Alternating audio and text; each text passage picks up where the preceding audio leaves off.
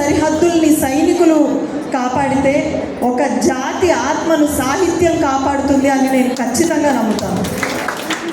కవిత్వం అంటే కేవలం పదాల అలంకారం కాదు, అది మన మనసులోని భావాలకు చేకూరిన రూపం.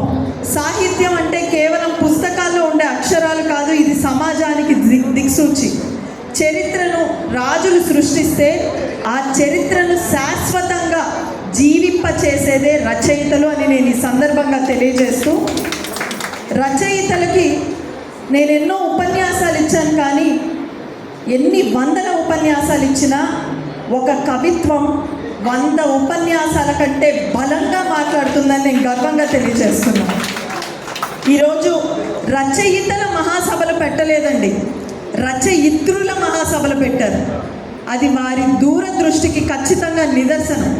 ఎందుకంటే రచయిత ఎవరైనా రచయితే కదా, వారు రాసేది సాహిత్యమే కదా, వారు రాసేది కవితలే కదా, అందులో తేడా ఏముంటుంది అని నేను అర్థం చేసుకోవడానికి ప్రయత్నించాను. అందులో నాకు బాగా తెలిసిన విషయం, అర్థమైన విషయం ఏంటంటే, ఒక పురుష రచయిత సమాజాన్ని చూస్తే సమాజంలో ఉన్న ప్రతి అంశాన్ని జీవించేది ఒక మహిళా రచయిత్రి. కాబట్టి మహిళ రాసిన ప్రతి వ్యాఖ్యల్లో తన జీవితం ఉంటుంది, ప్రతి కవితలో మాతృత్వం ఉంటుంది, ప్రతి కథలో అనుభవం ఉంటుంది, ప్రతి అక్షరంలో ఆప్యాయత, ప్రేమ, అనురాగం ఉంటుంది అని ఖచ్చితంగా ప్రతి ఒక్కళ్ళు ఒప్పుకోవాల్సిన విషయం.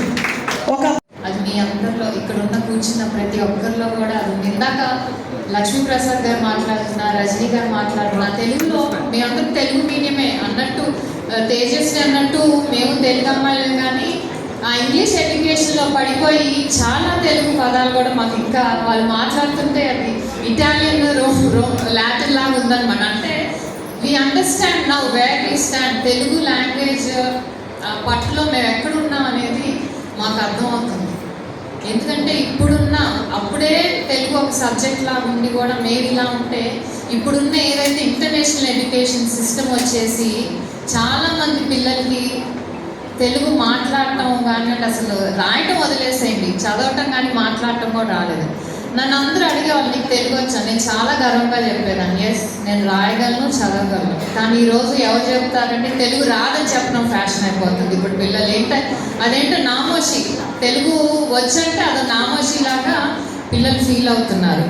కానీ వాళ్ళు తెలుగు భాషను ఎలా కాపాడుతున్నారు తెలుసా? మంచిగా కాదు.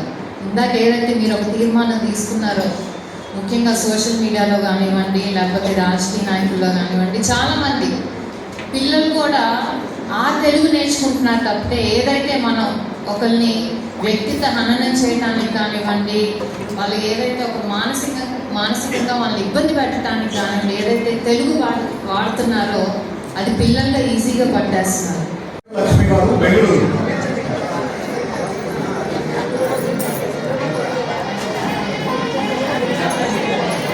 తదుపరి శ్రీమతి పొట్టూరు బృంద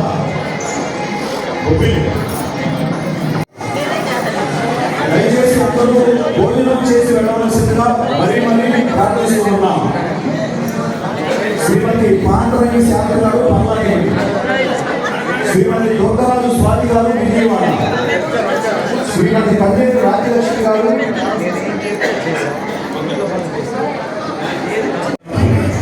శ్రీ వేములపల్లి కేశవరావు గారు విజయవాడ, శ్రీ వేములపల్లి కేశవరావు గారు విజయవాడ, శ్రీ నవ్వులు రమేష్ గారు వియ్యూరు,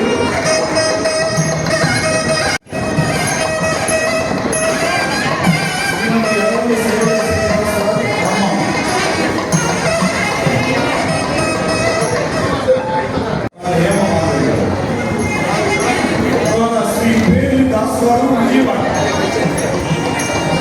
దాస్ గారు విజయవాడ,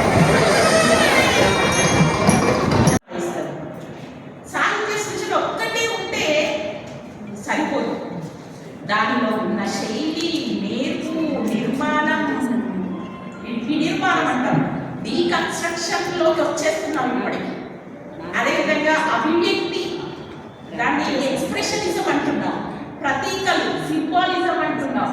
ఇలాంటి అన్ని చెప్పగలిగేటటువంటి ఒక పరిశోధనాత్మకమైన విమర్శనాత్మకమైన రంగం కూడా ఉండాలి. అలా ఉన్నప్పుడే సాహిత్యం పరిపూర్ణమవుతుంది, పరిపుష్టమవుతుంది, విస్తృతమవుతుంది. ఈనాడు ఇంత సాహిత్య విస్తృతి జరగడానికి పరిశోధన రంగం ప్రామాణిక వహించింది. ఒక నాణానికి బొమ్మ గొలుసు ఉంటుంది. బొమ్మ సూచనకారులైతే గొలుసు పరిశోధనకారులు. అలాంటి సృజన సాహిత్యమే మేలైంది. నన్నయ్య కాడి నుంచి మొదలుకుంటే అంతకుముందు ప్రాంగణీయ సాహిత్యంలో వచ్చినటువంటి వాటిని కూడా మనం తీసుకుంటే సృజన సాహిత్యమే కాదు, పరిశోధన రంగం దానికి గీటురాయిగా నిలబడ్డది అనడానికి ఈ వేదికను అందించింది ఈ 3వ అంతర్జాతీయ రచయిత్రుల మహాసభలు. అవన్నీ కూడా ఎదుర్కొంటూ కొంచెం ఒత్తిళ్లను కూడా ఎదుర్కొంటూ వాళ్ళు తెలుగు భాషను ప్రకటిస్తున్నారు. మరి కొందరు రచయితులు కాకుండా మన మహిళలు రచనారంగంలో ఉండడం కూడా చాలా విశేషం.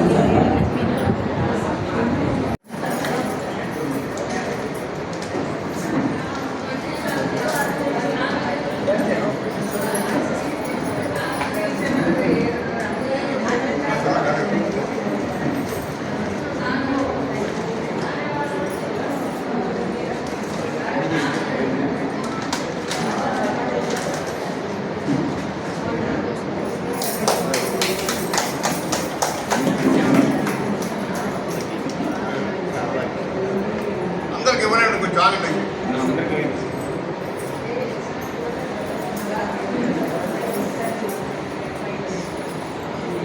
ఎదురు పెట్టండి.